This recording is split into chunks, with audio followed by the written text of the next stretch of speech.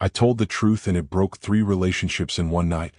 First one slipped, second one was dared out of me, the third I aimed like a dart and watched it stick. If you want the clean version, there isn't one. My girlfriend, call her L, turns quiet rooms into warm parties. Big laugh, easy hug. I was on her couch at midnight eating cold pizza, room humming with a cheap window AC, when a random number texted, "You still doing the truth thing tonight?" Then, he thinks honesty is noble. He won't survive it. My armpits went cold. I showed L. She squinted, said weird spam, kept scrolling. I replied anyway, "Who is this?" Selfie came back, high ponytail, eyeliner, a face that photographs loudly. "You're late," she wrote. "It's at her place, right? Bring cards." I should have ignored it. Instead I grabbed a deck from my junk drawer and told Elle some half-lie about dropping something at my brother's. Bad habit. Choosing a maybe to avoid a no. The hallway of the address smelled like burnt toast and cleaner. Ponytail opened the door to a circle of strangers on mismatched chairs and a printer paper sign that said honesty game with a smiley face that didn't smile. "Cards?" she asked. I handed them over. "Rules are easy. Draw, answer the prompt that matches, no qualifiers. If you lie, someone calls it." She looked at me like she already knew my weak spot. I said I wasn't the guy she meant to invite. "You're Elle's boyfriend, right?"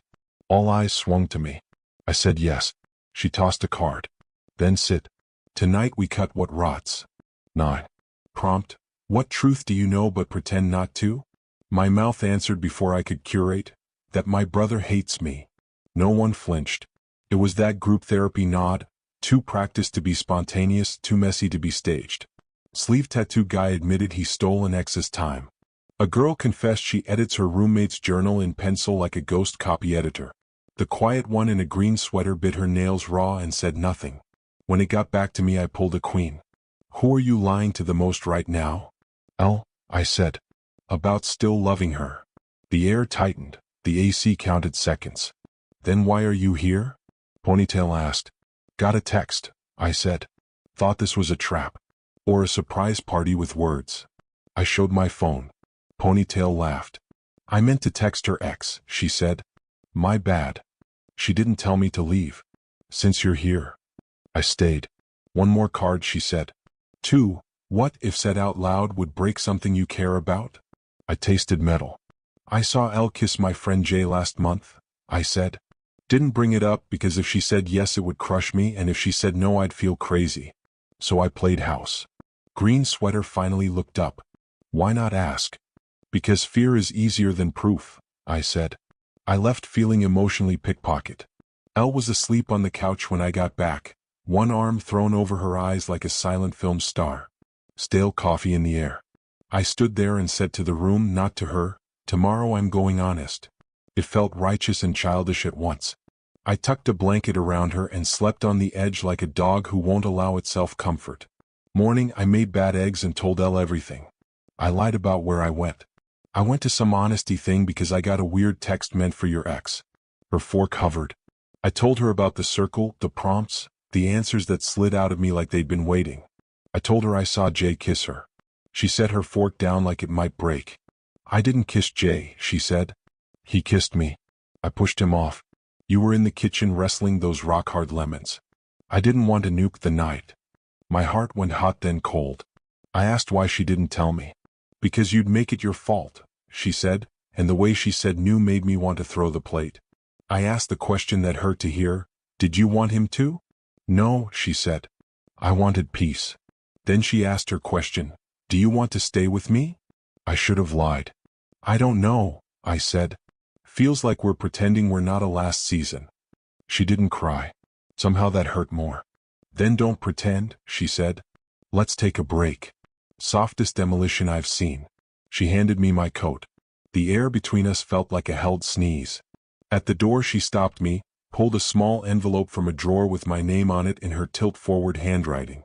"Wrote this after that night," she said. "Now or later?" I pocketed it like a coward. "Later." I called my brother from a parking lot outside a dentist office that promised smiles you deserve. He answers calls with, "What?" I told him I told Elle and we were on a break. "Took you long enough," he said. "Ready for the other truth?" I gripped the wheel. "What truth?" Jay told me he did it to prove a point, my brother said. That you don't defend anything. Jobs, relationships, opinions. You float. He wanted to see if you'd fight. I could hear the AC vents in my car like a jet about to take off. And you didn't tell me because? Because you shoot messengers, he said. And because I thought you knew. I didn't. He added, Mom planned the family trip around you. You told her you're considering it. Say yes or no. Stop leaving people in purgatory. Then he hung up like finishing a chore. At 2 p.m. in a grocery store lot, I opened Elle's envelope. 2 pages, tilt-forward letters running downhill. She wrote that she loved me, present tense, but felt she loved the portrait I curated. She wrote that when Jay kissed her, she yelled at him, but she was angrier at me afterward, for stacking lemons and saying nothing to either of them. No, what was that? No, don't talk to her like that. Just me smiling like a nervous butler. She wrote she met with a friend who hosts a truth circle because she wanted to try anything to shake us out of our rut. That's how the host had my name. I was going to invite you, she wrote. I didn't want it to feel like a trap. I wanted to go first. I drove to Jay's. He opened the door in socks with faux surprise plastered on. Hey man, he said. No, I said. You kissed my girlfriend to test me? His eyes flickered. You saw that? She didn't. I'm not here to hit you, I said, which is what guys say before they do. I didn't. I did the sentence my brother would respect. You're not my friend. He opened, closed his mouth. It wasn't, you're not my friend, I repeated and left. It felt like pulling a toothpick-length splinter from my palm. Hurt, then sudden air. Elle called later. We agreed to talk in a week. I called my mom and said I wasn't going on the trip. She said, okay. You could have told me last week. Disappointment is tinny over the phone. She added she might go with my brother. That stung more than anger. But it was clean. Yes. A no. Gravity stayed put. Petty me texted the circle host, Ponytail.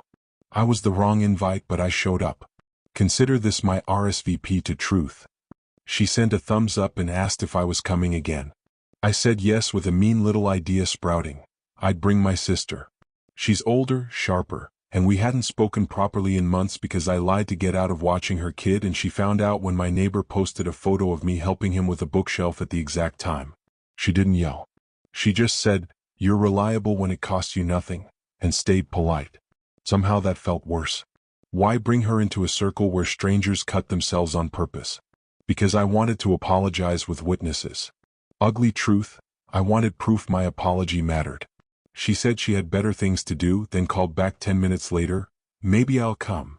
The room smelled like vanilla trying to smother something sour. The host, Kay, looked pleased that I'd returned with family. She asked if I wanted first draw. I pulled a 3. What's something you never said because you wanted to be the hero? I looked at my sister. I didn't know how to love your kid without resenting you for asking. Her face shifted like someone tapped from under the skin. He's 4, she said. He's not a chore. I know, I said. Underneath that, you carried us through Mom's episodes and Dad's disappearing acts. I learned you handle everything. When you finally asked me to handle something, it felt like you were handing me the backpack and my knees buckled and I got mad because I liked you stronger than me. That's not fair to you. I lied. I made your day harder. You can't trust me. I'm sorry. She didn't say it was fine. Thank you, she said, eyes on the floor. I didn't invite you to his birthday because I didn't want to feel sad when you didn't show. He asked about you. Now I have to explain why you're a sometimes person. I don't want to be a sometimes person, I said. Wanting is cute, she said, not unkind.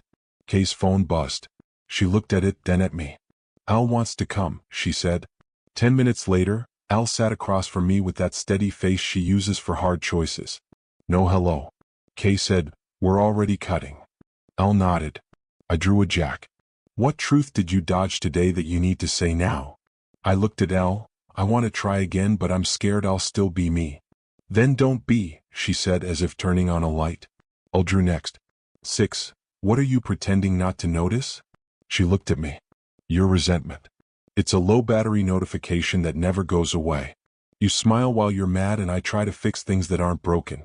I want what you want without guessing. Bullseye. She apologized. Short, exact, for not telling me about the kiss immediately, for making Jay comfortable around her in a way that left us exposed. Hearing, "I'm sorry" doesn't fix anything. Makes the room bigger. Kay said, "Last round. If you could tell one truth to yourself 3 years ago, what is it?" I said, "Pick. Say yes. Say no. Stop doing maybe." Elle said, "Being quiet because you're scared doesn't make you safer, just smaller." My sister said, "You can be loved and be asked to help at the same time." Kay clapped softly. "I hated the theater of it, but I can't say it didn't help." Elle and I walked out to hot rubber air and someone's popsicle vape. "I want to fix it," I said. "I want you to mean that in a way that isn't a line," she said. We gave it a week. Real space. A real yes or no after. The week without Elle wasn't some clean detox. I kept grabbing my phone like I was checking a wound that wasn't there. I did a few things I should have done years ago. Told my boss I wanted bigger projects instead of waiting for hand-me-downs. Told my neighbor I can't watch his dog every other weekend just because you're so chill about it. Told myself I'd run and actually ran. My brother sent me a lone question mark, then later, "Proud of you," because he speaks in punctuation and stingy blessings. Kay posted a photo of the circle with a caption about, "The only way out is through." It gave me that TED Talk itch. I DM'd her something I knew would land like a punch. "What would your circle think if I said your honesty is just control with better branding?" She shot back instantly, "What would they think if I said you're mad because I cut your favorite lie?" Then she added, "Oh," and that LO burned hotter than anything. So I invited her to coffee. Not to flirt. To lay down the thing I kept grinding between my teeth. She showed up in a blazer like it was a job interview. Bitter coffee, sticky table, buzzing light over us. I asked one question. "Do you tell the truth to someone who can actually hurt you back?" She stiffened. "This again?" "No," I said. "There's a guy at your circle who looks at you like you're oxygen. Do you tell him you're not interested, or do you keep him around because devotion is a nice mirror?" Her mouth went hard line. "Not your business." "You made everyone else's business your business," I said. "So now it is." Then I put the dart where I wanted it. "When you missent me that text, you could have owned it and told me to leave. You kept me. You saw a chance to break a man who fit the outline of someone who hurt you. That isn't honesty. That's theater with a knife." She inhaled like she was cooling her own fire. "You benefited," she said. "You cut something." "I did," I said. "And thank you. Also, you're hurting people." I expected fireworks. What I got was a slow deflation. "If I don't stage the truth," she said, voice small, "real life will lie to me again." It hit a place in me I didn't know was there. I took a breath that tasted like apology and said the meanest useful sentence I could find. "Then find a therapist." She smiled without her eyes. "And you find a spine." We stared each other down like two people who wanted to be right more than they wanted to be free. Then her oxygen guy walked in, saw me, froze. She didn't introduce us. I took the hint and left, but I walked out with a mean spark I didn't put out. I wanted the fire to reach her circle so she'd finally stand in it. Midweek my sister called. "Can you watch him Sunday morning? Quick errand across town." I heard the hesitation under the ask. "Yes," I said, and when she asked again, "You sure?" I said yes like a promise, not a performance. It was pancakes, cartoons, syrup on my shirt, the kind of sticky hug that makes you ignore the clock. When she came back I didn't say, "Anytime," like a hero. I said, "Text me next week if you need me," and she answered, "I will if you mean it," which was the closest we've been to peace in months. Elle and I met at the end of the week. No cards, no witnesses. 2 mugs of tea that tasted like hot water pretending to help. I told her I used the circle as a crutch because I didn't trust the living room. She nodded with that soft look that makes you think there's a version of you she could stay for. She told me she used Jay's attention like a mirror when mine felt dim, that it made her feel alive to be watched even if she didn't want him. That admission sliced me and helped me breathe at the same time. We wrote actual boundaries like grown-ups. No friends who treat us like an experiment. No maybe answers that stretch for weeks. Tell each other the ugly early. Choose each other out loud in rooms where fun costs respect. I said, "I'm going to mess this up sometimes." She said, "So will I." Then I confessed a petty thing. I was mean to Kay. Elle laughed in that relieved way you laugh when the cast finally comes off. "How bad?" I told her about the coffee, the dart. "You went for the knee," she said. "She pulled my hair first," I said. We smiled because jokes are our floaties, and then we put our feet down to see if we could stand. I told my mom the real reason I wasn't going on the trip. I'm done being a yes by default to avoid disappointing her. She said I could have said that sooner and she would have planned around it. I said I know. Next time I will. It felt corny and useful at the same time. My brother sent a photo from the trip wearing a ridiculous hat. For the first time, I didn't feel punished by missing out. I felt like I chose something I could name. I blocked Jay. No dramatic paragraph. He sent one, misunderstandings, you know how we are. I sent the shortest true sentence I had, we're done. The silence after tasted like clean air in a room I didn't realize had been stale. I went to the circle once more, not to cut, to listen. Kay opened with a confession that made the room crackle like tape ripping off a box. She'd been using truth as camouflage, staging it so life couldn't surprise her. No fireworks, no sobbing monologue. Just the sentence said clean. Sleeves looked disappointed like someone canceled his favorite show. Green sweater cried without turning it into a scene. The journal girl passed Kay a tissue and didn't narrate it.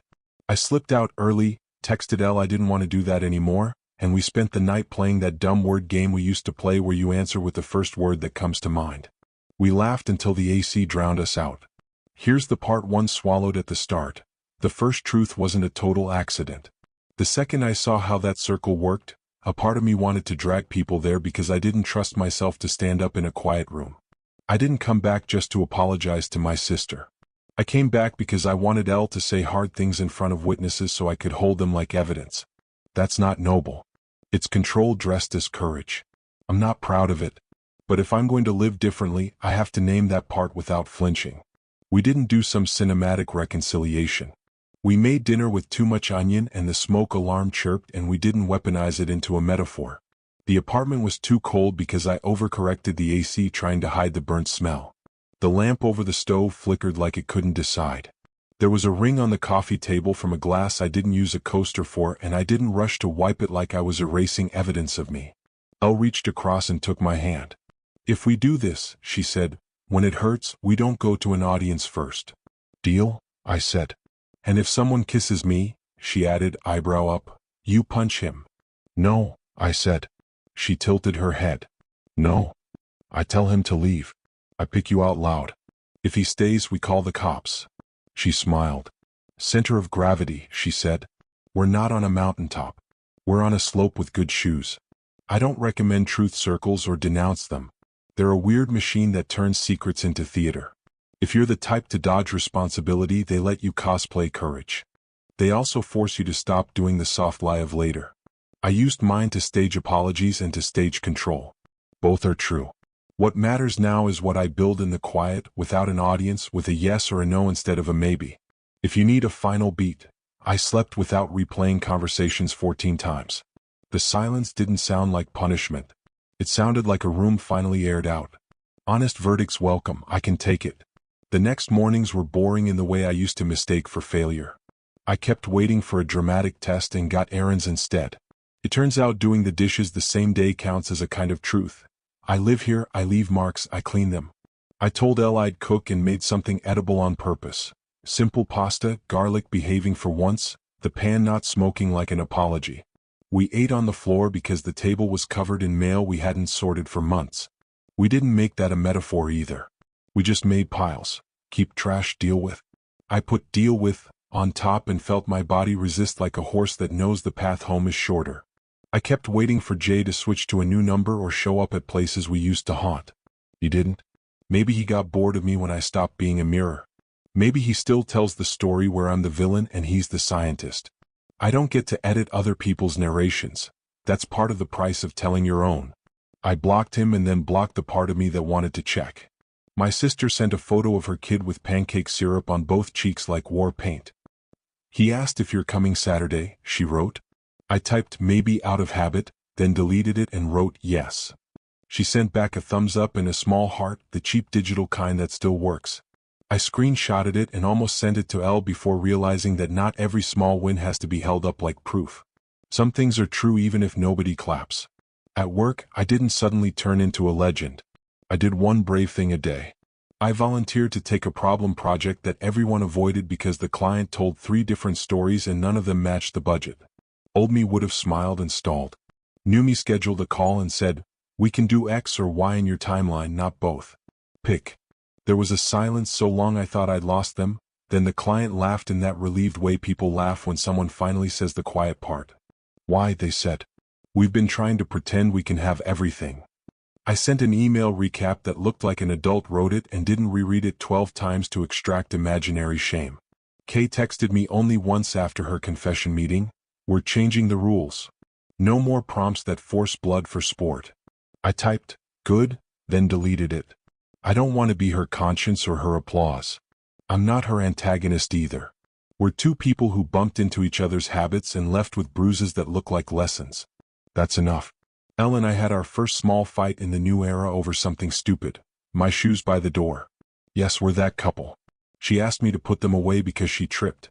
I said I would and then forgot. She stubbed her toe. It's never the toe, it's what the toe sits on top of. "Put them away now," she said, more sharply than the situation deserved.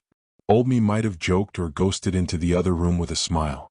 I said, "You're mad about the toe and the shoes and also because I didn't text when I knew I'd be late. You can say all three." She stared as if waiting for the trap. "I'm mad because I don't want to be your janitor," she said. "I want to be your partner." I felt that sentence like a seatbelt click. "Okay," I said and put the shoes away. I set an alarm on my phone for the end of every workday titled, "Tell Elle your ETA." And yes, it's unromantic. I don't care. Being reliable looks boring from the outside. From the inside it feels like quiet power. I spent a Saturday morning with my nephew at the park. He's at that age where everything is a negotiation. 3 more minutes turns into 10 if you don't hold the line. I said, "No," and meant it, and he tested it and it held. At one point he took my hand without asking. The warmth was so straightforward I almost cried behind my sunglasses like a cliché. My sister watched us from the bench, half guarded, half soft. On the walk back she asked how things with Elle were. "Not dramatic," I said. "Which feels like a miracle." She smiled. "You know, miracles are often just a bunch of small decisions in a trench coat." I told her I was trying to become a person who picks. She said, "You can practice on me. Next Saturday, yes or no?" I said yes, and it wasn't a performance. Edit. Someone DM'd me asking if I missed the rush of the circle. I missed the adrenaline of being seen and the permission to say hard things without owning the aftermath. Here's the part that surprised me. Accountability has a different rush. When I text my mom, "I can't on Sunday but I can FaceTime Monday at 7, and then I actually do, I feel taller. Not louder, taller. Like my spine finally remembers what it's for. Random sensory truth because I promised myself I'd keep grounding this. The apartment smells like orange peels because Elle started boiling them with cinnamon to trick our noses into thinking we own a diffuser. The lamp over the stove finally died and I replaced it the same day, and when the new bulb blinked on I felt a stupid surge of victory like I'd defused a bomb. The AC still hums. We still eat pizza on the couch sometimes. The difference is the envelope isn't in my pocket anymore. We threw it out together after she reread it and nodded the way you nod at an old diary entry that once saved you and now is just paper. There was one unexpected run-in. I saw Kay at the grocery store, of all places, staring into the yogurt case like it held philosophy. She noticed me and did that half smile you give a coworker you only ever talk to at the office holiday party. "Hey," she said. "Hey," I said. She looked better, less armor, more human. "I told him," she said, meaning oxygen guy. I said no. He took it fine. "Turns out the world doesn't collapse when I'm honest without a stage." I nodded. "Turns out," I said. She picked a carton then put it back. "I wanted to say I'm sorry for keeping you that night," she added, voice low. It felt powerful. "I don't want to be that version of me." I said, "Thank you. That's it. No moral. No scene. Just two people choosing different cartons and rolling away." On a walk later, Hal asked if seeing Kay messed me up. "A little," I said. "Not a lot." "Good," she said, then after a beat, "Do you ever feel like we're one hard day away from slipping?" "Yes," I said. "But I think the fall would be shorter now and we'd know how to climb." She laughed at that image. "Look at us," she said. "Hikers with decent shoes." We held hands, which is the sort of detail I used to edit out because it sounded corny. I'm not trying to impress the cool kids anymore.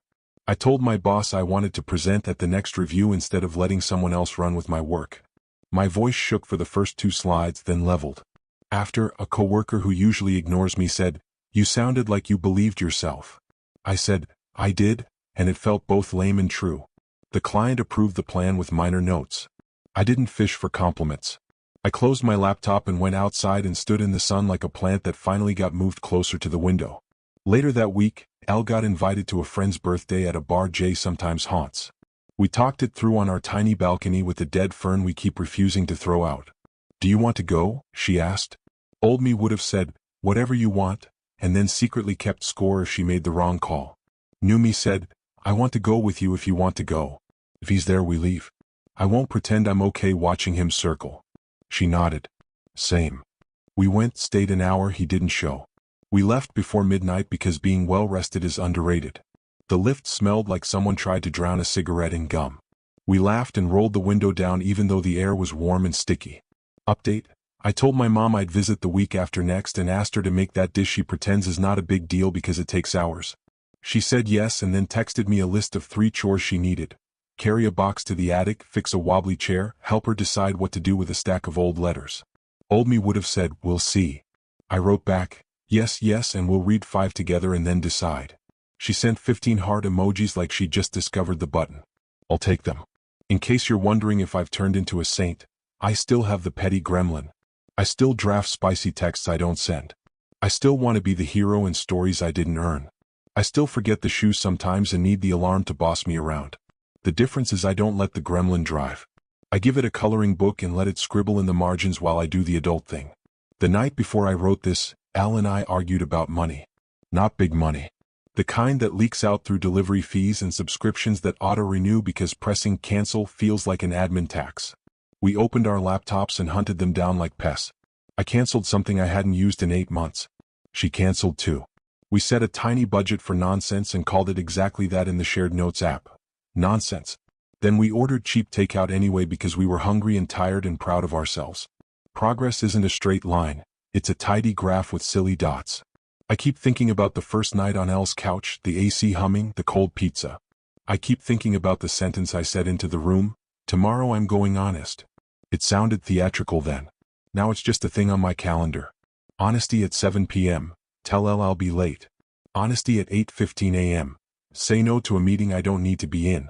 Honesty at 3 p.m. Text my sister I can't do Saturday this time, but I can do Sunday, and then actually show up Sunday with snacks that aren't just sugar. If you want a cinematic moment to pin to your mood board, it didn't rain. No thunder, time to breakthroughs.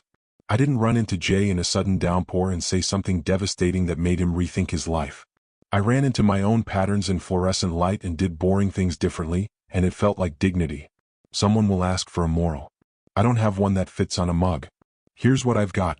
Say the sentence you don't want to say before it festers into a plot twist. Pick the thing you can carry and carry it publicly so people stop guessing. If you use truth like a bat, you'll get good at swinging and bad at holding. If you use it like a level, you might build something that stays upright when the room vibrates. I still hear the circle sometimes when the room is too quiet, the shuffle of cards, the way Kay said, "We cut what rots." I get why people keep going back. Feels like courage with training wheels. I'm trying to ride without them now. Sometimes I wobble. Sometimes I fall. Sometimes I go a full block without thinking about how I look, and I glance back and realize no one was watching anyway. If you were in my shoes, put away nicely by the door, would you have done it differently? Honest verdicts welcome. I can take it.